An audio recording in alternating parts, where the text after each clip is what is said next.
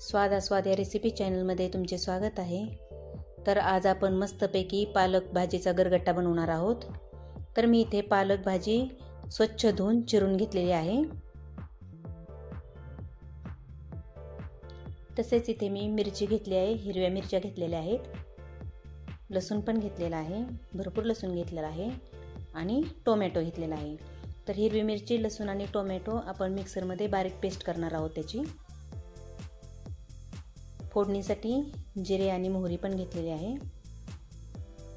इथे मी कच्चे शेंगदाणे घेतले आहेत, याचा आपण जाडसर कूट करणार आहोत, तोही आपण भाजीमध्ये टाकणार आहोत। चव चांगली लागते भाजीला। तसेच आपण आता इथे हरभऱ्याची डाळ 15 ते 20 मिनिटं झालं भिजत ठेवली आहे, तेही आपण भाजीत टाकणार आहोत। तर एका टोपामध्ये आपण चिरलेली पालकची भाजी घेतलेली आहे, त्यामध्ये मी 1 ग्लास पाणी ओतणार आहे आणि त्यावरती झाकण ठेवून 10 मिनिटं त्या भाजीला शिजून देणार आहोत।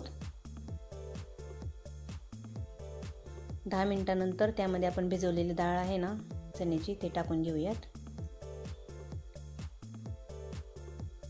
व्यवस्थित मिक्स करूया आणि पुन्हा झाकण ठेवून भाजी शिजून देऊयात।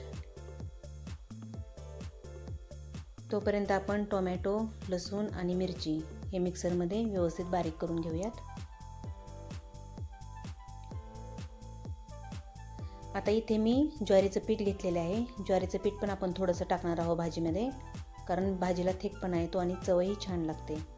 तर अशा पद्धतीने आपण शेंगदाणे बारीक करून घेतलेले आहेत। तर आता आपली भाजी शिजून तयार झालेली आहे, त्यामध्ये आपण बारीक केलेले शेंगदाणे टाकून घेऊयात। थोडंसं पीठ टाकूया, ज्वारीचं पीठ, आणि स्मॅशरने व्यवस्थित सर्व स्मॅश करून घेऊयात। तर व्यवस्थित स्मॅश करून झालेली आहे आपली भाजी। तर इथे फोडणी माझ्याकडून स्किप झालेली आहे, तर मी तुम्हाला सांगते फोडणीमध्ये मी काय काय केलं आहे। तेल गरम झाल्यानंतर जिरी मोहरीची फोडणी दिलेली आहे, भरपूर असा लसूण चिरून टाकलेला आहे फोडणीमध्ये। नंतर आपण मिक्सरमध्ये बारीक करून घेतलेली मिरची, टोमॅटो आणि लसूण बारीक करून घेतला होता ना, तेही त्या तेलामध्ये टाकलं आहे फोडणीमध्ये। व्यवस्थित परतून झाल्यानंतर आपण शिजून घेतलेली भाजी त्यामध्ये टाकून घेतलेली आहे। तर आता फोडणी आणि भाजी व्यवस्थित मिक्स करून घेऊयात। अशी भाजी तुम्ही नक्कीच करून पहा, अगदी सोपी पद्धत आहे आणि खायला अतिशय उत्तम लागते। आता चवीनुसार आपण मीठ टाकून घेऊयात।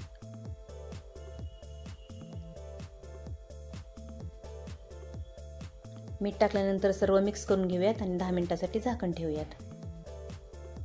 10 मिनिट झालेले आहे, आपली पालक भाजीचा गरगट्टा तयार झालेला आहे।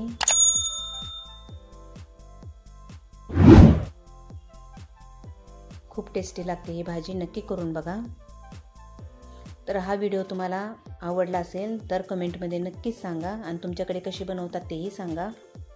आणि व्हिडिओ आवडला असेल तर लाईक आणि सबस्क्राईब करायला विसरू नका। धन्यवाद।